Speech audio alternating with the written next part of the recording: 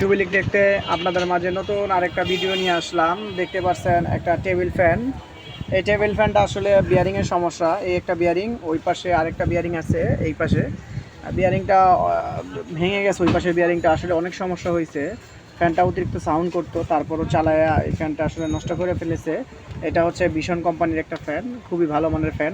আসলে ফ্যানের ভিতরে যদি আপনার বিয়ারিং ইউজ করে তাহলে আসলে ফ্যানগুলো খুবই ভালো হয়। দেখতে পাচ্ছেন বিয়ারিংটা আমরা লাগাবো।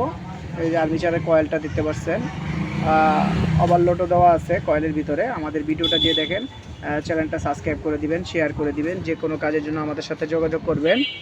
বহুদিন পর ভিডিও দিলাম আপনাদের মাঝে। এই যে বিয়ারিং, খুবই ছোট সাইজের বিয়ারিং, 608 বিয়ারিং। এটা হচ্ছে ক্যাপাসিটার। এই যে দেখতে পাচ্ছেন ক্যাপাসিটার, 2 UF এর একটা ক্যাপাসিটার। এটা ক্যাপাসিটার লাগানো হয়েছে। আমাদের ভিডিওটা যে দেখেন।